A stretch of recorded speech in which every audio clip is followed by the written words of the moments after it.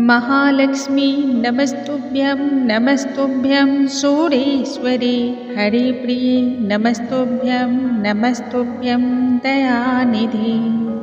नमस्कार दोस्तों, आज के इस वीडियो में हम बात करेंगे महालक्ष्मी व्रत के बारे में। 16 दिवसीय इस महालक्ष्मी व्रत के बारे में चाहे जितनी भी बातें कर लो वह सभी बहुत ही कम है। यह व्रत चमत्कार पे चमत्कार की तरह ही काम करता है।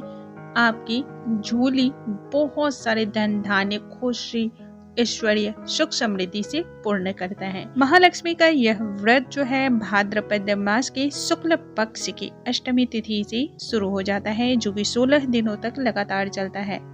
इस वर्ष यानी कि साल 2023 में पड़ने वाली महालक्ष्मी व्रत जो है बहुत ज्यादा उत्तम है, क्योंकि दिन शुक्रवार हो रहा है। शुक्रवार का दिन वैसे भी माँ लक्ष्मी का प्रिय दिवस माना जाता है, प्रिय दिन माना जाता है, और इस दिन पूजा का आरंभ होना यह और भी अधिक फल को प्रदान करने वाला है।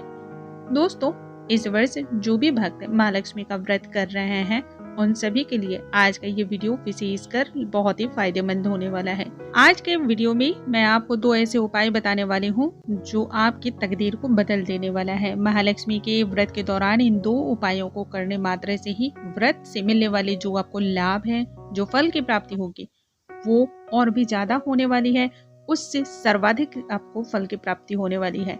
इसके अलावा जो भी भक्त महालक्ष्मी का व्रत कर रहे हैं उन्हें 3 बातों का खास तौर पे स्मरण होना चाहिए। ये 3 कारण ही ऐसे कारण मैं बताने वाली हूँ जो अक्सर साधक गलती करते हैं। जो भी महिलाएं इस व्रत को कर रही हैं या पुरुष इस व्रत को पालन कर रहे हैं, उनसे इस तरह की गलतियां हो जाती हैं और व्रत से मिलने वाले जो पुण्य है, जो फल है, वो नष्ट हो जाते हैं और आप फिर कहते हैं कि हमें इस व्रत को करने से किसी भी प्रकार का कोई फायदा ना मिला।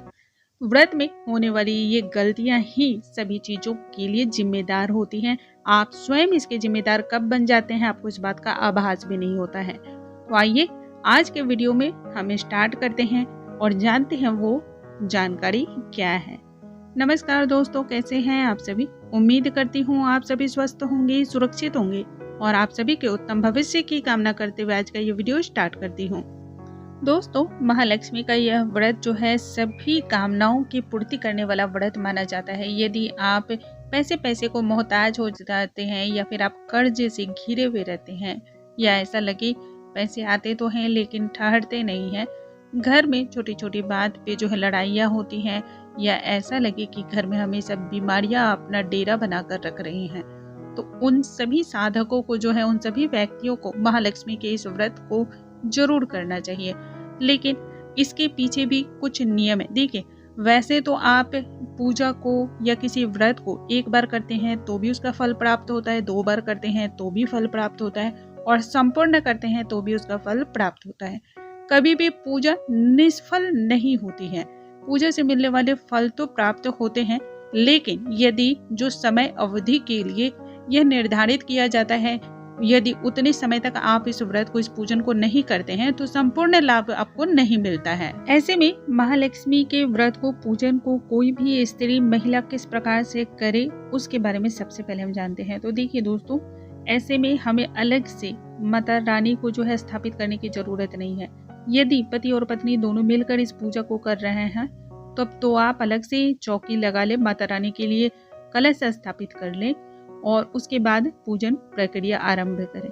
लेकिन ऐसा लगे कि आपके पति इस पूजा में सहयोग नहीं करते हैं, आप स्वयं अकेले ही सारे कार्यों की जिम्मेदारी लेते हैं, तब ऐसे में आपको कलश की स्थापना नहीं करनी चाहिए, क्योंकि 16 दिनों तक जो ये कलश स्थापित किया जाता है, इसके पीछे अनेक प्रकार के नियम विधि विधान किए जाते हैं। ऐसे में महालक्ष्मी का आपने जहाँ पर भी प्रतिमा रखा है, फोटो रखा हुआ है पूजा घर में, वहाँ पर आप पूजा कर सकते हैं। यदि आप चाहें तो चावल पर ही श्री यंत्र को स्थापित कर लें, संपूर्ण लाभ इससे आपको प्राप्त होगा। मैं बहुत ही सरल उपाय बता रही हूँ। चावल ले लें, चावल को पहले से ही हल्दी से आप रंग कर 1 दिन पहले ही अच्छी तरह से रख लें, थोड़ा सा सुखा लें उसको अच्छी तरह से, और टूटे हुए चावल नहीं होने चाहिए, इसके लिए पहले ही आप चावलों को तैयार करके रख लें। चावल को एक अच्छे से पात्र में लें, उसके ऊपर श्री यंत्र को स्थापित करें। जब महालक्ष्मी की पूजा के लिए आप बैठे, महालक्ष्मी की पूजा देखिए वैसे तो आप अपने नियम अनुसार जब आपको सुविधा हो तब कर सकते हैं। मैंने पूजा का मुहूर्त यहाँ पे दे रखा है, लेकिन बहुत सारे भक्त ऐसे हैं जिन्हें संध्या के समय मिल जाता है, क्योंकि महालक्ष्मी का जो ये व्रत होता है सर्वाधिक जो फल इससे प्राप्त होता है वो संध्या के बाद की पूजा का प्राप्त होता है। तो संध्या को यदि आप कर सकते हैं, रात्रि में कर सकते हैं, तो वह सबसे ज्यादा उत्तम माना जाता है। और यदि आप चाहें तो आप अष्टदल कमल, चावल से अष्टदल कमल बना ले और उस पर श्री यंत्रों का स्थापित करें। उसके बाद श्री यंत्र के विधि विधान के अनुसार आपको पूजा अर्चना करनी है। श्री यंत्र को आप स्नान का भाव कराएं, इत्र उन्हें अर्पण करें, वस्त्र समर्पित करें। इसके साथ ही अष्टगंध, चंदन, सिंदूर, रोली, ये सभी चीजें आपको अर्पण करनी है। उसके बाद एक रेशमी डोरा लेना है, यानी कि धागा, जो कि 16 धागों से युक्त होना चाहिए। इसमें भी अच्छी तरह से आप हल्दी लगा लें और श्रीयंत्र के पास इस लाल रंग के डोरे को भी आपको रखना है, लेकिन उससे पहले उसमें 16 की संख्या में आप गांठ लगा दें और गांठ लगाने के बाद उसे भी श्रीयंत्र के पास रख दें। विधि विधान के अनुसार श्रीयंत्र की भी पूजा करें। उस पर भी आप हल्दी, रोली, चंदन, टीका, सिंदूर, जो भी चीजें हैं वो उस पर भी अर्पण करनी है। उसके बाद आपको भोग अर्पण करना है।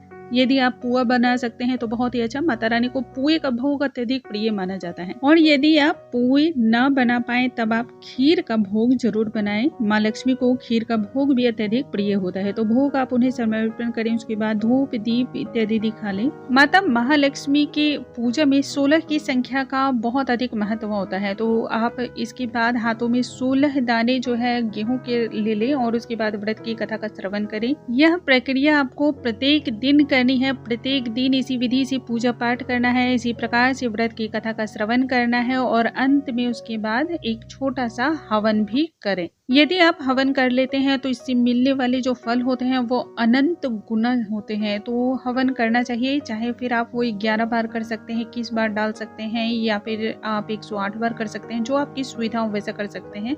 और यदि ऐसा लगे कि आप ना कर पाए तो आप हवन को सबसे लास्ट वाले दिन लेकिन जरूर कर लें। अब इस पूजन पाठ को जब तक आप कर रहे हो, यदि इस बीच में आपको पीरियड्स आ जाता है तो आप क्या करेंगे?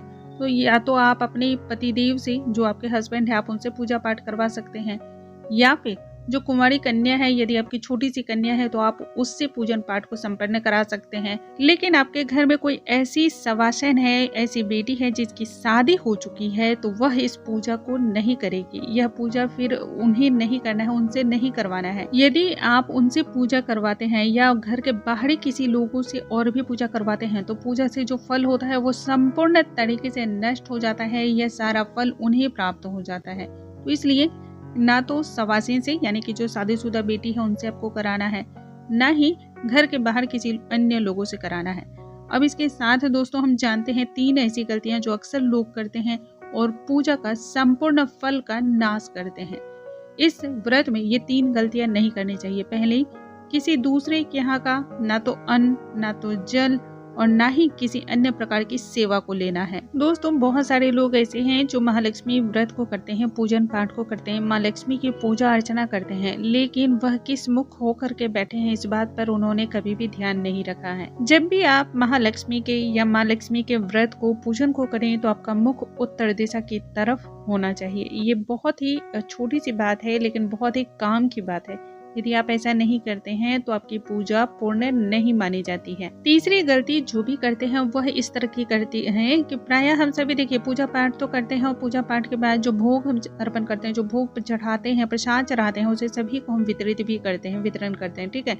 लेकिन महालक्ष्मी का जो यह व्रत किया जाता है, पूजन किया जाता है, इसमें जो भोग हम अर्पण करते हैं, इसे घर के बाहर किसी भी सदस्य को भूलवश भी नहीं देना चाहिए। इतना ही नहीं, यदि घर में कोई सवासन है, यानी कि शादीशुदा बेटी है, तो उन्हें भी यह पूजन का जो प्रसाद होता है नहीं दिया जाता है। देखिए, हमारे यहाँ तो नहीं दिया जाता है, आपके यहाँ दिया जाता है, फिर आप वो देख लीजिएगा। कहा जाता है यदि आप इस प्रकार से प्रसाद घर के बाहर किसी को भी देते हैं ना, तो आपका व्रत जो है ना वो खंडित हो जाता है। पूर्ण फल इससे तो मिलने का सवाल ही नहीं है। यह प्रसाद पति पत्नी साथ मिलकर खाएं। इस प्रसाद को आप अपने बच्चे को दे सकते हैं, सास ससुर को दे सकते हैं, कहने का मतलब मम्मी पापा को दे सकते हैं, लेकिन जो स्त्रियां हैं वो अपने मायके के किसी भी लोगों को भी ये प्रसाद, चाहे वो मम्मी पापा को भी नहीं दे सकती हैं। अब इसके साथ ही हम जानते हैं 2 विशेष उपाय जो कि बहुत ही सरल हैं लेकिन बहुत ज्यादा चमत्कारी हैं। देखिए, जो भी महालक्ष्मी के इस पूजन को, इस व्रत को कर रहे हैं, उन्हें खासकर यह जरूर करना चाहिए। जब आप महालक्ष्मी के निमित्त पूजा की चौकी लगाएं तो वहां पर चावल के 16 दाने अलग से एक लाल वस्त्र के ऊपर रखें और 16 दिनों तक उस चावल की विधिवत पूजा अर्चना करें। जिस प्रकार से आप माँ लक्ष्मी की पूजा अर्चना करती हैं, ठीक उसी प्रकार से। उसके बाद पूजा जब आपका पूर्ण हो जाता है तब महालक्ष्मी के मंत्रों का आपको 108 बार जाप करना है। जब 16 दिनों के बाद ये पूजा संपूर्ण पूर्ण हो जाता है, तब लाल कपड़े में लपेट कर ही आप इसे छोटी सी पोटली बना लें और जो पर्स आप प्रतिदिन इस्तेमाल करती हैं उस पर्स में आप इन्हें रख दें। फिर आप देखिए आपके पास पैसे टिकने लगेंगे, पैसे आने के रास्ते खुलने लगेंगे और आपके दिन भी फिरने लगेंगे। महालक्ष्मी के निमित्त जब आप पूजा करने के लिए दीपक प्रज्वलित करें तो उस समय 2 बातों का ध्यान रखें। दीपक में लाल बाती का ही प्रयोग करना है, श्वेत यानी कि सफेद रंग की बाती का प्रयोग नहीं करना है। दूसरा, जब आप दीपक प्रज्वलित करें तो उसमें थोड़ी सी शक्कर और 1 जोड़ी लौंग जरूर डाल दें। ऐसा करने से आप देखेंगे कि घर में खुशबू की तरह पैसा खींचा चला आएगा, चुंबक की तरह पैसा आपके पास जो है खींचा चला आता है। ये दोनों ही उपाय मेरे खुद के आजमाए हुए हैं और ये बहुत ही कारगर उपाय हैं, इसलिए आप इन उपायों को करके और अपने जीवन में सुख समृद्धि की प्राप्ति कर सकते हैं। दोस्तों, मुझे उम्मीद है आज की ये जानकारी आप सभी को बहुत अधिक पसंद आई होंगी। ऐसी और भी जानकारियों के लिए हमारे चैनल पे बने रहें। अगले वीडियो में नई जानकारी के साथ हम फिर से मिलेंगे। तब तक के लिए नमस्कार दोस्तों।